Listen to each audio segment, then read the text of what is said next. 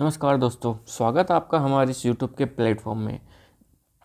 जैसा कि हमने यह सीरीज़ शुरू की हुई थी, जो थ्योरी के जो टॉपिक्स वगैरह है उनको कवर कर रहे हैं, और उसी सीरीज़ के अंदर हमने टॉपिक चलाया हुआ है जनजातीय आंदोलन। और जनजातीय आंदोलनों का आज ये पार्ट 4 है, जिसके पार्ट फर्स्ट के अंदर हमने जनजातीय आंदोलन के जो कारण वगैरह थे उनको डिस्कस कर लिया था। इसके अलावा फिर हमने जो जनजातीय आंदोलन थे, जैसे भगत आंदोलन, एकी आंदोलन, तो इन सब चीज़ों के बारे में हमने डिटेल में चर्चा की है। आज के इस वीडियो के अंदर हम लोग डिस्कस करने जा रहे हैं मीणा जाति का जो जनजातीय आंदोलन हुआ था वह आंदोलन।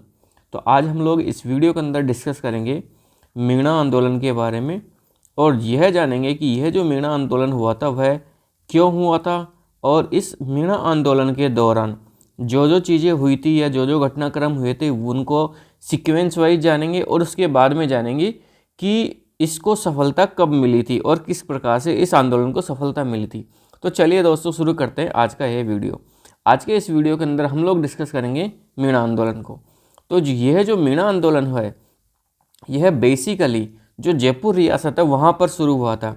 कहाँ पर शुरू हुआ था? जयपुर रियासत के अंदर, जयपुर रियासत के अंदर। और इसके जो मेन जो कारण थे वह कारण कौन कौन से हैं? इसके मेन जो 2 कारण है, कौन कौन से कारण है? कारण, इसका कलर एक बार चेंज कर लेते हैं, लाइट कलर लेते हैं, ठीक है। इसके जो कारण है उसके अंदर जो पहला कारण है वह है क्रिमिनल ट्राइब्स एक्ट, जो कि हुआ था 1924 के अंदर। क्रिमिनल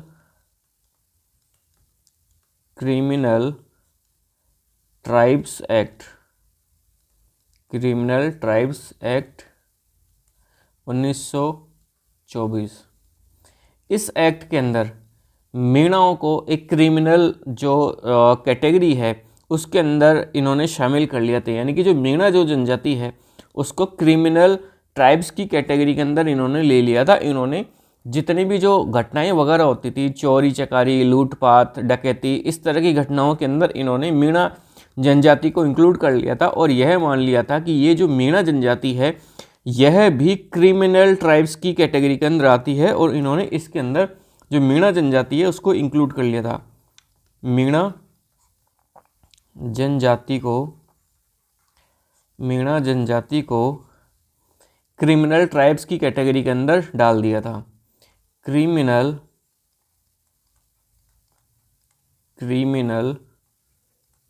ट्राइब्स की कैटेगरी में, क्रिमिनल ट्राइब्स की कैटेगरी में डाल दिया। तो एक तो यह रीजन था, और दूसरा जो रीजन था वह था 1930 के अंदर आया हुआ कानून, जो कि था जरायम पेशा।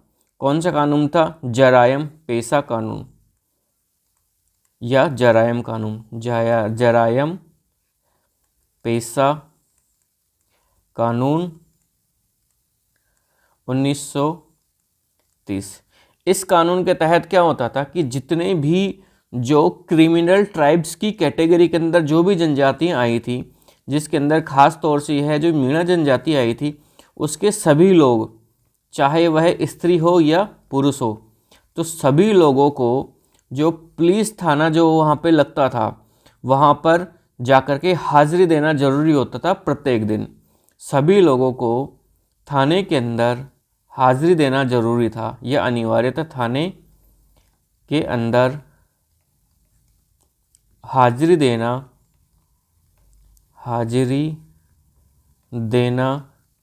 अनिवार्य था, नहीं तो उनके खिलाफ किसी भी तरह की कानूनी कार्रवाई की जा सकती थी। यह इस आंदोलन के अंदर अंग्रेजों ने पेश किया था, और यह इसके विधेयक के अंदर इन्होंने पारित किया था। तो ये 2 रीजन थे जिनकी वजह से जो मीणा जो जनजातीय आंदोलन है वह हुआ। एक तो कौन सा था? क्रिमिनल ट्राइब्स एक्ट कब हुआ था पारित? 1924 के अंदर। दूसरा है जरायम पेशा कानून, कब पारित हुआ? 1930 के अंदर। तो ये 2 कानून थे जिसकी वजह से मीणा जनजातीय आंदोलन हुआ, और ये जो अधिनियम है या ये जो कानून है, इसके तहत मीणा जो जनजाति है उसको क्रिमिनल ट्राइब्स की कैटेगरी के अंदर डाल दिया। उसके बाद में मीणा जनजातियों ने क्या किया कि एक जो ये क्या नाम से क्षेत्रीय सभा का आयोजन किया।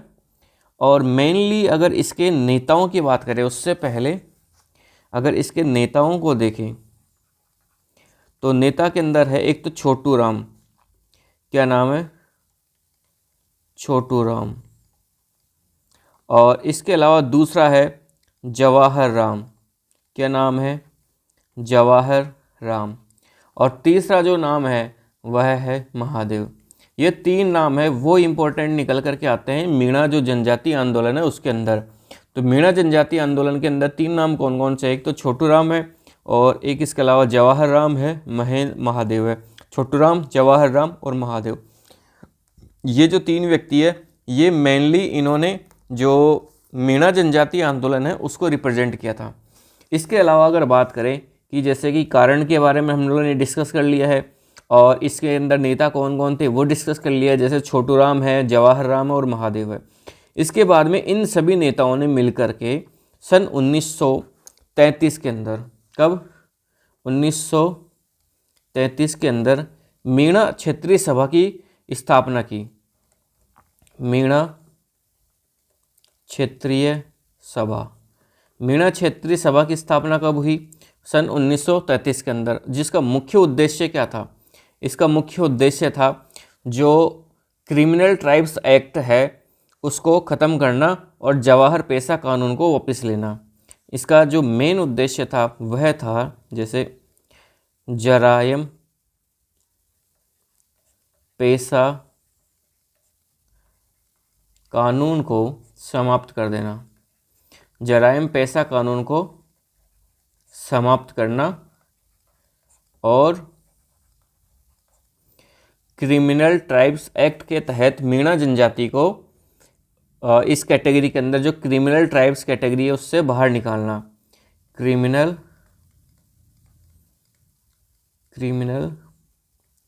ट्राइब्स कैटेगरी के अंदर क्रिमिनल ट्राइब्स से बाहर निकालना, यह इसका मेन उद्देश्य था किसका, मीणा क्षेत्रीय सभा का। और यह मीणा क्षेत्रीय सभा कब गठित हुई थी, यह गठित हुई थी सन 1933 के अंदर, जिसका मुख्य उद्देश्य था जरायम पेशा कानून को समाप्त करना और क्रिमिनल ट्राइब्स एक्ट के तहत जो सूची के अंदर मीणा जनजातियों को लिस्ट किया गया था उससे इसको बाहर निकालना।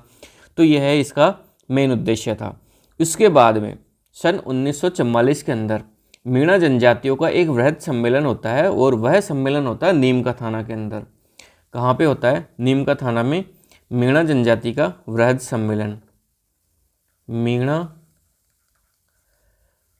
जनजाति का वृहद सम्मेलन, मीणा जनजाति का वृहद सम्मेलन। और यह कब होता है, सन 1944 के अंदर। और यह जो सम्मेलन है वो कहाँ पे होता है, यह होता है नीम का थाना में। कहाँ पे होता है, नीम का थाना। यह कहाँ पे है, सीकर के अंदर। इसके अलावा अगर बात करें कि नीम का थाना में इसका सम्मेलन होता है जो कि उस टाइम पे सीकर के अंदर आता था और अगर रियासत की बात की जाए तो वह जयपुर रियासत के अंदर में आता था। इस सम्मेलन के अंदर जो खास बात थी वह खास बात थी कि इसकी जो अध्यक्षता की थी, इसकी अध्यक्षता वह की थी संत मगन सागर ने। संत या मुनि मगन सागर द्वारा इसकी अध्यक्षता की गई थी। और यह मुनि मगन सागर वही थे जिन्होंने मीन पुराण पुस्तक लिखी। इन्होंने कौन सी पुस्तक लिखी थी, मीन पुराण।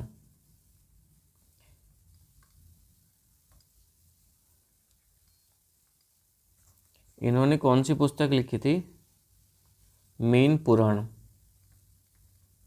मीन पुराण पुस्तक लिखी। तो मीन पुराण पुस्तक किसने लिखी, वह लिखी थी संत मगन सागर के द्वारा। और यह किससे रिलेटेड है, यह मीणा जनजाति से रिलेटेड है। इसके अलावा इसका जो उद्देश्य था, इसका जो मीणा जो जनजाति है जो सम्मेलन हुआ था, इसका उद्देश्य क्या था, दोनों कानूनों को वापस लेना। उद्देश्य, इसका उद्देश्य क्या था, दोनों कानूनों को वापस लेना। कौन कौन से कानून थे, एक तो था क्रिमिनल ट्राइब्स एक्ट जो कि पास हुआ था 1924 के अंदर, और दूसरा था जराइम पेशा कानून 1930। तो इसके ये दोनों उद्देश्य थे कि दोनों कानूनों को वापस लेना। यह जो मीणा जनजाति का जो वृहद सम्मेलन हुआ था उसका मेनली उद्देश्य था। और इस जो सभा हुई थी, यह सम्मेलन हुआ था, इसकी अध्यक्षता की थी किसने, संत मगन सागर ने। और संत मगन सागर ने एक पुस्तक लिखी थी जिसका नाम था मीन पुराण। और यह जो सम्मेलन हुआ था यह नीम का थाना के अंदर हुआ था, जो कि कहाँ पे है, सीकर के अंदर है। इसके अलावा अगर बात करें तो 1946 के अंदर एक सम्मेलन हुआ था, बागावास का सम्मेलन। कौन सा सम्मेलन हुआ था, बागावास का सम्मेलन। बागावास सम्मेलन कब हुआ था, बागावास सम्मेलन 1946 में। और यह बागावास कहाँ पे है, यह बागावास है जयपुर के अंदर।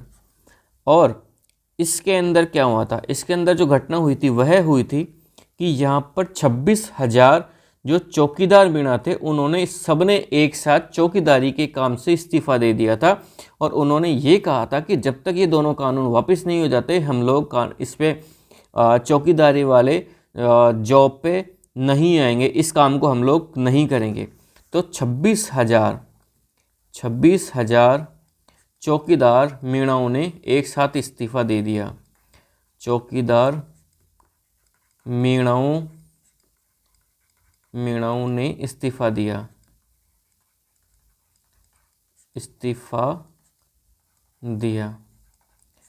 तो कितने जो चौकीदार मीणा उन्होंने इस्तीफ़ा दिया है वो थे, उनकी संख्या थी 26,000 चौकीदार मीणाओं ने इस्तीफ़ा दिया।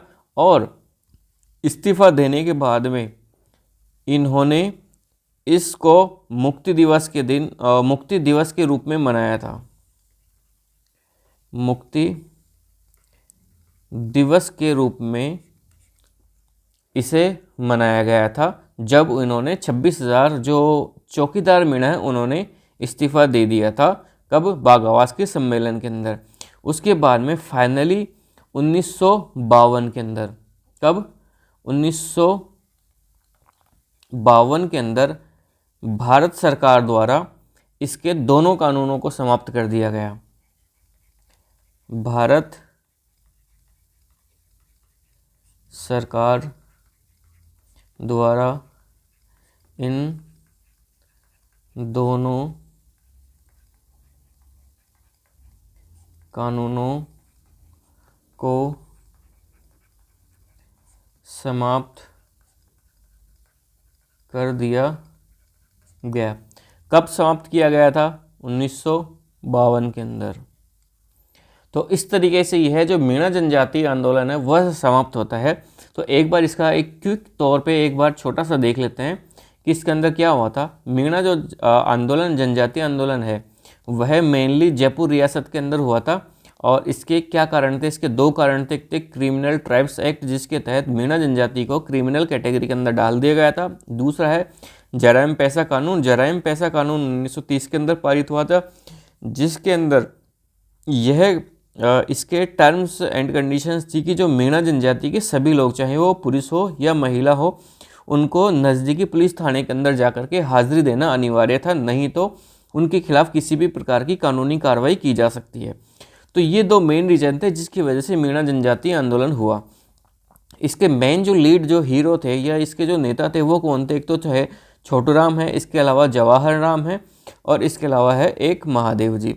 तो इन्होंने इस आंदोलन का नेतृत्व किया और उन्होंने 1933 के अंदर मीणा क्षेत्रीय सभा की स्थापना की, जिसका मेन उद्देश्य था जराइम पेशा कानून को समाप्त कर देना।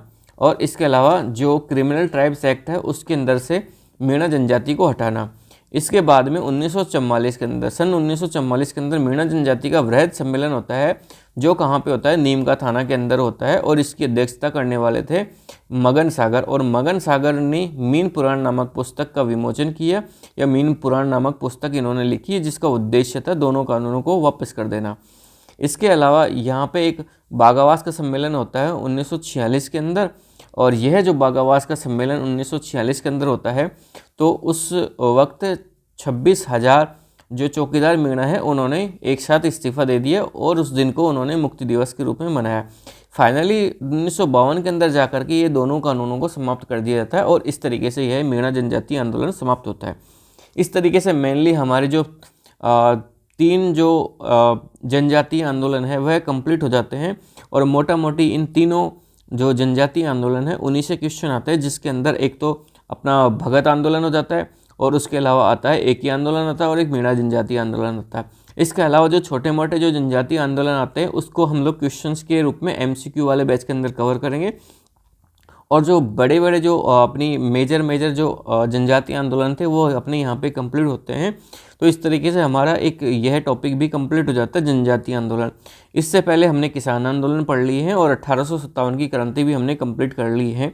और अब आगे आने वाले क्लासेस के अंदर हम लोग प्रजामंडल आंदोलन शुरू करेंगे, और प्रजामंडल आंदोलन के बाद में हम लोग जो राजस्थान के एकीकरण है उसको कंप्लीट करके, और फिर जो यहाँ पे प्रमुख जो नेता वगैरह हुए थे या प्रसिद्ध व्यक्तित्व वाले जो कैरेक्टर्स थे उनके बारे में थोड़ा सा डिटेल से चर्चा करेंगे, और उसके बाद में फिर फर्दर दूसरे सब्जेक्ट की जो क्लासेस वगैरह है वो शुरू हो जाएंगी। तो इस तरीके से हमारा यह है राजस्थान का मॉडर्न हिस्ट्री वाला जो टॉपिक है वो कंप्लीट हो जाता है, और उसके बाद में हम लोग आगे जो MCQ बैच है उसके अंदर एक रिवीजन के तौर पे इन चीज़ों को कवर करते रहेंगे। तो इस तरीके से आपका जो मॉडर्न हिस्ट्री है उसके ऊपर बहुत अच्छी कमांड हो जाएगी, और आगे आने वाले जितने भी जो एग्ज़ाम्स वगैरह है उसके अंदर ज़्यादा तो नहीं, लेकिन इतना मैं कह सकता हूँ कि हमारे यहाँ से जो थ्योरी वाले बैच है और MCQ वाले बैच है दोनों को मिला करके जितने भी क्वेश्चंस वगैरह बनेंगे और जितने भी थ्योरी के अंदर चीज़ें पढ़ाई जाएंगी उससे बाहर एक सिंगल क्वेश्चन नहीं जाएगा, इस चीज़ की मैं गारंटी देता हूँ। और मार्केट के अंदर चाहे आप हमारी नोट्सों को कंपेयर करके देख लेना, आपको कहीं से भी ये नहीं लगेगा कि हमें ये टॉपिक है जो कम पढ़ाया गया है, या इस टॉपिक के अंदर से ये चीज़ छूट गई है।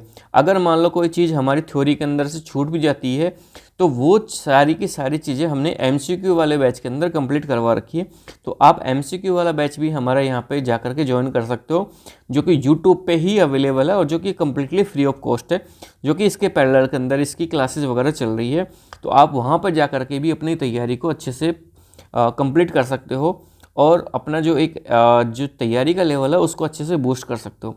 तो इस तरीके से आज की इसी क्लास को यहीं पे वाइंड अप करते हैं, और मिलते हैं हमारी अगली क्लास के अंदर, जिसमें हम लोग डिस्कस करने जा रहे हैं थ्योरी वाले बैच के अंदर राजस्थान का प्रजामंडल।